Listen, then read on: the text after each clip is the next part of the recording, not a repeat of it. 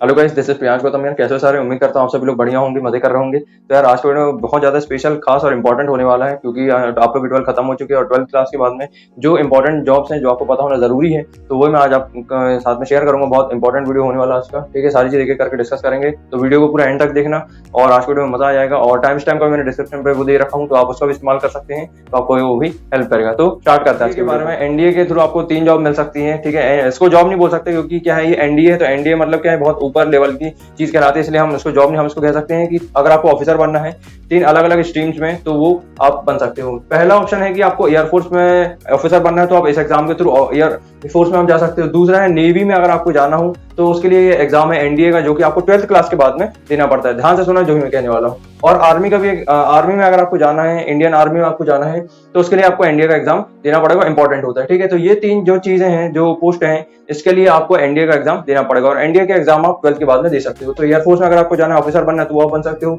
Navy में अगर आपको ऑफिसर बनना है, तो इस एग्जाम के थ्रू आप बन सकते हो। तीसरा, अगर आपको आर्मी में जाना है, इंडियन आर्मी में जाना है, तो उसके लिए आपको एग्जाम देना पड़ सकता है, देना जरूरी है, ठीक है।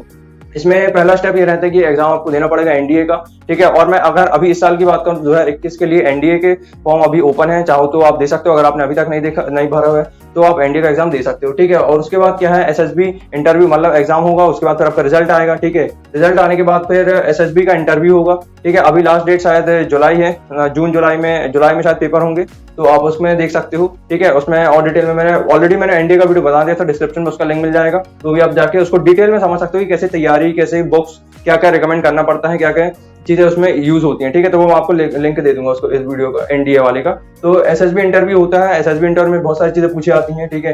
और उसके बाद मेरिट लिस्ट निकलती है, ठीक है। मेरिट लिस्ट निकलती है, उसमें पता चलता है। मेरिट लिस्ट मतलब है कि आपको बताया जाता है कि भाई आपका सिलेक्शन हुआ या नहीं हुआ, मतलब किसी में इन तीनों में से किस में हुआ या नहीं हुआ, तो आपको मेरिट लिस्ट के थ्रू पता चलेगा। मेरिट लिस्ट मतलब आपके जो भी मार्क्स है वो आपको पता चल जाएंगे, ठीक है। उसके बाद मैं बात करूँ पीएबीटी क्या है, एक एग्जाम होता है जो कि पायलट एबिलिटी टेस्ट कहलाता है ना।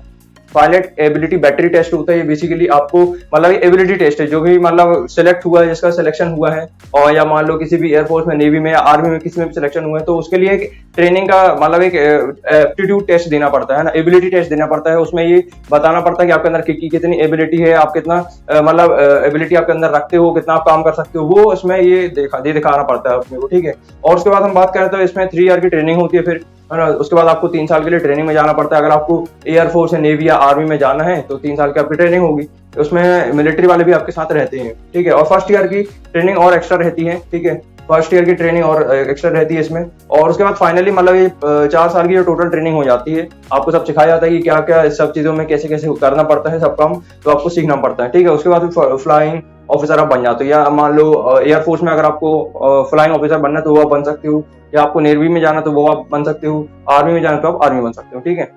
तो ये 3 मैंने आपको स्टेप बाय स्टेप बता दिया। एनडीए का डिस्क्रिप्शन में लिंक मिल जाएगा, बहुत डिटेल में मैंने एक्सप्लेन करके आपको अच्छे समझाया था, ठीक है। वीडियो को पूरा एंड तक देखना। और उसके बाद बात करते हैं यार एसएससी, है ना, स्टाफ सिलेक्शन कमेटी, ये भी एक एग्जाम कंडक्ट करवाती है, ठीक है। तो इसमें क्या है कि जो 3 चीजें मैं आपको समझाता हूँ, इसमें एसएससी जो है हर साल 3 एग्जाम कंडक्ट करवाता है, ठीक है। और ऐसे सबसे पहले एग्जाम होता है सीएचएसएल, ठीक है। सीएचएसएल का एक एग्जाम होता है, और एक होता है एमटीएस का एग्जाम, और एक होता है स्टीनोग्राफर का एग्जाम, ठीक है। तीनों अलग अलग एग्जाम होते हैं। 12th के बाद आप दे सकते हो, बस 10th 12th का मार्क्स इसमें मैटर करता है, ठीक है। क्लर्क, अगर आपको क्लर्क की जॉब चाहिए, तो उसके लिए आपको सीएचएसएल का एग्जाम देना जरूरी होता है, ठीक है, क्लर्क। और अगर मान लो कोई डेटा एंट्री ऑपरेटर का अगर आपको कुछ काम करना है, ठीक है, तो ये काम, ये जो जॉब है बेसिकली आप कॉलेज के साथ साथ में कर सकते हो, ठीक है। तो क्लर्क का काम आपको मिल सकता है, वो आप कर सकते हो। डेटा एंट्री ऑपरेटर वगैरह जो काम रहता है, छोटी मोटी पोस्ट रहती है, तो ये बेसिकली आपके लिए सही रहती है, ठीक है। तो 17 से 18 हजार आपको महीना इसमें मिलता है, ठीक है। तो ये थी सीएचएसएल की पोस्ट, ठीक है। तो ये एग्जाम आप दे सकते हो यार, 12th के बाद आप दे सकते हो, ठीक है। उसके बाद आप ये काम कर सकते हो, डेटा एंट्री ऑपरेटर, क्लर्क का मतलब आपने देखा होगा जो बाबू वगैरह जो लिखा पढ़ी जो काम करते हैं, तो वो आपको काम मिल जाएगा, 17 से 18 हजार आपको मिलने लगेगा। तो ये जॉब हो गई एसएससी की। उसके बाद एमटीएस की बात करें, मल्टीटास्क सर्विस कहते हैं इसको, ठीक है, मल्टीटास्क सर्विस। और उसके अलावा जो भी चीजें मैं आपको बता रहा हूँ, गवर्नमेंट डिपार्टमेंट में जो भी स्टाफ वगैरह की जो जरूरत होती है, जो भी सपोर्ट के लिए, जो भी काम करने के लिए, ठीक है, अलग अलग मिनिस्ट्रीज हैं, अलग अलग डिपार्टमेंट है, तो उसके हिसाब से आपको काम मिल सकता है स्टाफ के लेवल का, ठीक है। तो ये एक मैंने आपको ऑप्शन बताया एमटीएस का, यानी मल्टीटास्किंग स्किल बोलते हैं, सर्विस कुछ कहते हैं, ठीक है, मल्टीटास्किंग स्किल होती है, ठीक है। तो ये एसएससी दूसरा एग्जाम कंडक्ट करवाता है, सेम 12th के बाद आप एग्जाम दे सकते हो, और 10th और 12th के आपको बस चाहिए होता है, बस पास होने जरूरी है इसमें, ठीक है। उसके बाद हम बात करते हैं नेक्स्ट के एग्जाम के बारे में। बेसिकली एग्जाम है, सीएचएसएल एक एग्जाम है, एमटीएस भी एक एग्जाम है, जिसके थ्रू आपको जॉब मिल सकती है, ठीक है। उसके बाद हम बात करते हैं स्टीनोग्राफर की। तो स्टीनोग्राफर का काम बेसिकली क्या होता है कि जो भी उसके सीनियर हैं, जो भी उसके सुपरवाइजर हैं, उनको असिस्ट करना, उनको बताना कि मतलब शॉर्ट नोट्स लिखना चाहिए, स्पीच राइटिंग कैसे करना चाहिए, स्पीच कैसे बनाना चाहिए, उसको प्रेस रिलीज में किस तरीके से लिखना चाहिए। तो ये सब काम किसका होता है? स्टीनोग्राफर का होता है।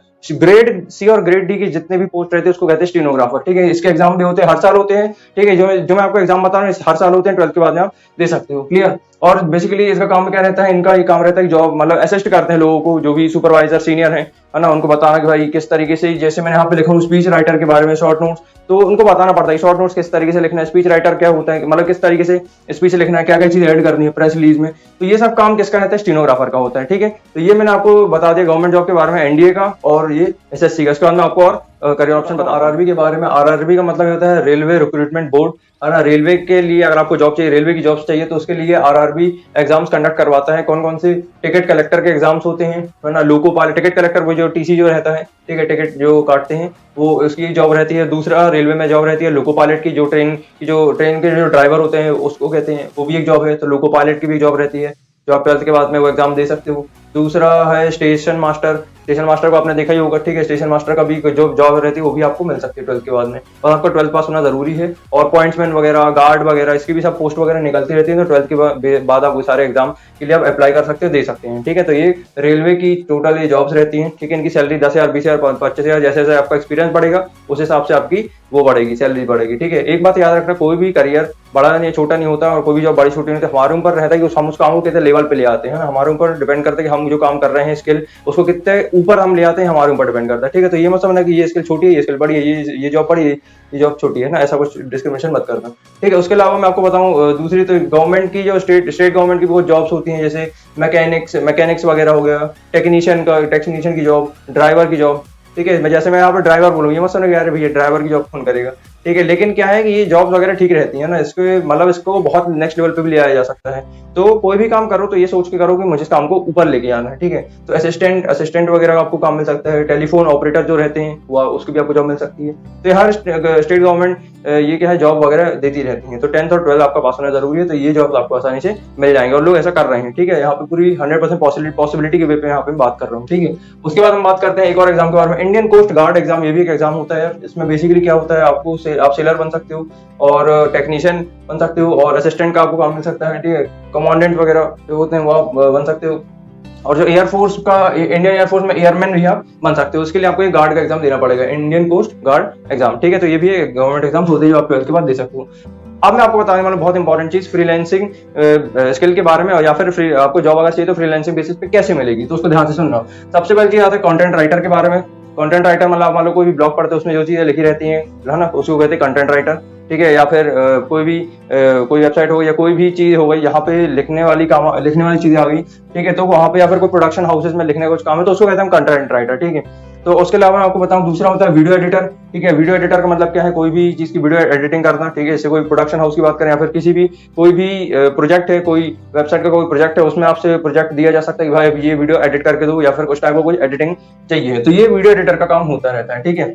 इसके अलावा ग्राफिक डिजाइनर का मतलब क्या कि जो भी आप ब्लॉग वगैरह पढ़ते हो, वेबसाइट देखते हो, उसमें कोई बहुत सारी पिक्चर्स वगैरह होती हैं, तो वो किसका काम रहता है, वो ग्राफिक डिजाइनर का काम रहता है, ठीक है। तो वो जैसे जैसे सीखता है उसके हिसाब से उसको पैसा मिलता है, ठीक है। और ऑडियो स्पेशलिस्ट वगैरह का भी काम आपको मिल सकता है। अब बात आती है सीखेंगे कैसे। अब देखो, इसके क्या बहुत सारे प्रोजेक्ट वगैरह रहते हैं, और इसमें बेसिकली 10,000, 20,000 जैसे जैसा आपका एक्सपीरियंस बढ़ेगा उस हिसाब से आपको पैसा मिलेगा, ठीक है। तो कंटेंट राइटर के, वीडियो एडिटर के और ग्राफिक डिजाइनर के सब कोर्सेज फ्री में मिल जाएंगे, कहीं ना कहीं आपको पेड भी देना पड़ेगा, कहीं फ्री मिलेगा, तो वहां से आप सीख सकते हो ये कोर्स। और उसके बाद फिर मैं आपको बता रहा हूँ, ये प्रोजेक्ट आपको मिल सकते हैं लिंक्डइन में मिलेंगे।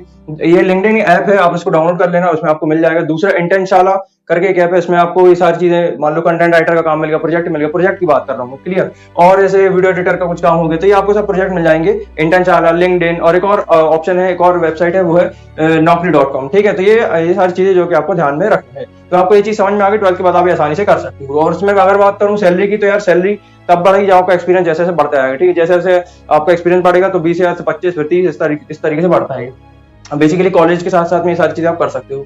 और टेक वगैरह की अगर मैं बात करूं, तो टेक में बेसिकली अगर आपको टेक फील्ड में जाना है और फ्रीलांसिंग बेसिस में, तो उसके लिए क्या होता है, iOS ऐप डेवलपर भी आप बन सकते हो। दूसरा वेब डेवलपर भी आप बन सकते हो, फ्रंट एंड बैक एंड का जो काम रहता है, ठीक है। और उसके बाद एसईओ का मतलब search engine optimisation, digital marketing बोलते हैं दूसरे वे में इसको, यानी कि एड्स को रन करना, किसी भी चीज की, किसी भी वेबसाइट की, किसी भी प्रोडक्ट की मार्केटिंग करने को और एड्स के थ्रू अपने प्रमोशन करने को, उसको कहते हैं डिजिटल मार्केटिंग, उसको कहते हैं सर्च इंजन ऑप्टिमाइजेशन। ठीक है, ये सबके कोर्स आपको मिल जाएंगे, फ्री रहते हैं, कई कई जगह फ्री रहेंगे, कई कई जगह पेड रहेंगे। ठीक है, तो आपको ध्यान से देखना है, ध्यान से समझना है। ठीक है, किसी को भी ऐसे पैसे मत दे देना। ठीक है, सोच समझ करके सीखना है। और कॉपीराइटर का भी आपको काम वगैरह मिल सकता है। तो ये कुछ फील्ड्स है जो मैंने आपको बताया, फ्रीलांसिंग के बेसिस पे जो आपको जॉब वगैरह मिल सकती है, काम मिल सकता है। अगर आप 12th पास हो चुके हो, 12th के बाद कॉलेज वगैरह में, तो ये सब काम आप आसानी से कर सकते हो। और ये आरआरबी के और ये सब गवर्नमेंट एग्जाम जो है, इसके अलावा बात करते हैं थोड़े और चीज़ों के बारे में। जैसे मान लो अगर आपको ट्यूटर बनना है तो आप ऐसा ट्यूटर भी बन सकते हो, होम ट्यूशन आप दे सकते हो छोटे छोटे बच्चों को, 9th 10th 11th 12th के जो भी आपके जो जूनियर्स हैं उन बच्चों को आप पढ़ा सकते हो। ठीक है, जो भी आपका सब्जेक्ट फिजिक्स केमिस्ट्री वगैरह जो भी आपको ठीक लगता है वो आप ऐसा होम ट्यूशन दे सकते हो, उनको पढ़ा सकते हो। एक तरीका ये पैसा कमाने का। दूसरा ये कि डांस क्लासेस आप खोल सकते हो अपने घर ही में, या ठीक है, या फिर कोई जगह पर यहाँ रूम लेके जहाँ पे आप डांस क्लासेस सिखा सकते हो बच्चों को, या फिर सिंगिंग क्लासेस वगैरह, म्यूजिक से रिलेटेड क्लासेस खोल सकते हो। ठीक है, तो ये 12th के बाद ये सारी चीजें रहती हैं जो आप कर सकते हो। ठीक है, और ऑनलाइन क्लासेस वगैरह जैसे अभी समय चल रहा है, तो आप मान लो डाउट सेशन क्लियर कर रहे हो, किसी का डाउट सॉल्विंग वगैरह, आप कुछ काम कर रहे हो, बच्चों को पढ़ा रहे हो, डाउट क्लियर कर रहे हो, तो उसका भी आपको इनकम मिल सकता है। जैसे मान लो जूम मीटिंग वगैरह चल रही है या गूगल मीट, तो इस सब में आपको बहुत पैसा मिल सकता है। ये बेसिकली क्या है, घर बैठे आप ऑनलाइन मतलब घर में कमाने के तरीके हैं। ठीक है, उसके अलावा हम बात करते हैं, जैसे मान लो आपको इंश्योरेंस एजेंट बनना है। ठीक है, इंश्योरेंस एजेंट भी आप बन सकते हो 12th क्लास के बाद में। बस क्या रहता है इसमें, जो एजेंसीज रहती है ना, इस एजेंसी में इंश्योरेंस एजेंट बनने के लिए आपको क्या करना पड़ेगा, 12th पास करना पड़ेगा, जो कि आप हर हालत में पास कर लो, कोई नहीं रोकने वाला। 12th पास आप जैसे कर लोगे, उसके बाद क्या होता है, जितने भी इंश्योरेंस कंपनीज होती हैं, तो अगर आपको इसमें एजेंट बनना है तो उस एजेंट बनने के लिए आपको इनके कोर्स वगैरह क्लियर करने पड़ेंगे। सबके अलग अलग कोर्सेज होते हैं, वो कोर्सेज को आपको क्लियर करना पड़ता है, क्रैक करना पड़ता है। उसके बाद आप इनके एजेंट बन जाते हो। ठीक है, किसके, इंश्योरेंस कंपनीज के। ठीक है, तो आप इंश्योरेंस एजेंट बन जाते हो। और इसके अलावा अगर मैं आपको वेबसाइट वगैरह बताऊं तो वेबसाइट naukri.com है, और भी वगैरह वेबसाइट वगैरह है, तो उसके थ्रू आप एक्सेस कर सकते हो। ठीक है, तो आप इंश्योरेंस एजेंट भी आसानी से बन सकते हो। ठीक है, उसके बाद हम बात करते हैं, जैसे मान लो अगर आपको कंस्ट्रक्शन का काम करना है, बिल्डिंग वगैरह कुछ काम करना है, तो वो भी आप कर सकते हो। जैसे मान लो कोई आर्किटेक्चर है, आर्किटेक्चर के साथ में कोई लोग घूमते रहते हैं, असिस्टेंट है ना, तो उनका काम रहता है कि बिल्डिंग को मेजर करना, एरिया को मेजर करना। ठीक है, और जैसे मान लो इंटीरियर डिजाइनर के साथ घूमते हैं, है ना, हर चीज का वहाँ पे जो मेजरमेंट करते हैं दीवार का और चीजों का, तो जो उसको हम कहते हैं क्या, कंस्ट्रक्शन का काम। तो ये भी आप कर सकते हो 12th के बाद खत्म होने में। ठीक है, तो आई होप कि मैं सारी अच्छी चीजें आपको समझा पाया हूँ, आपके काम आ पाया हूँ, आपको सारी अच्छी चीजें से क्लियर समझा दिया होगा। ठीक है, तो आई होप कि आपको सारी चीज अच्छे समझ में आ गई होंगी। ठीक है, तो यार बस इसी के साथ आज की वीडियो खत्म करते हैं। इस वीडियो में इतनी सारी चीजें मैं ऑलमोस्ट बता दिया। तो बस मेन एसेंस यही है कि आपको 12th के बाद में हार नहीं माननी है, और बेसिकली आपको कुछ ना कुछ सीखते रहना है अपने अंदर से। आप ये मोटिवेशन रखो हमेशा के लिए। ठीक है, ताकि किसी भी गलत आदत में आप ना पढ़ो, हमेशा आप सीखते रहो कुछ ना कुछ। ठीक है, बुक पढ़ो और इंस्पिरेशनल बुक्स पढ़ो, और ये सारी चीजें आप ट्राई कर सकते हो। ठीक है, और एग्जाम्स वगैरह की आप तैयारी करो। ठीक है, और अपने आपको मोटिवेटेड रखना है। ठीक है, जो भी स्किल है, कोई भी काम है, उसमें परफेक्शन तक पहुंचना है। ठीक है, अपने आप से कमिटमेंट ले लो। ठीक है, तो जो भी आपका गोल है, उम्मीद करता हूँ आप सारे जो भी आपके गोल है आप अचीव करो अपनी लाइफ में। ठीक है, गोल अचीव करो, ड्रीम अचीव करो। ठीक है, ये मेरी बेस्ट विशेष है कि 12th क्लास में, 12th क्लास के बाद में आपको यार बिजी रहना है। ठीक है, अपने कॉलेज लाइफ में, और जो भी चीजें हैं स्किल वगैरह पे काम करो, अपने ऊपर खुद पे काम करो, सेल्फ ग्रोथ बुक्स पढ़ो। ठीक है, टाइम वेस्ट मत करो। ठीक है, खुद पे काम करो। ठीक है, और जो भी चीजें किसी को, अपने आप से किसी को कंपेयर मत करो। ठीक है, सब अलग है, सब यूनिक है, अपने आप किसी कंपेयर मत करो। ठीक है, बस अपने काम पे ध्यान दो। ठीक है, डेली रात में सोने से पहले अपने आप से पूछो कि डेली मैंने आज क्या सीखा। ठीक है, 24 घंटे से माइंड चलना चाहिए कि अभी मैं क्या सीख रहा हूँ। ठीक है, और मेरे को क्या सीखना चाहिए। ठीक है, तो सक्सेसफुल कुछ नहीं होता, बस ये रहता है कि आप दोनों से सीख। तब तक के लिए बाय बाय, मिलते हैं नेक्स्ट वीडियो में। Take care, all the best.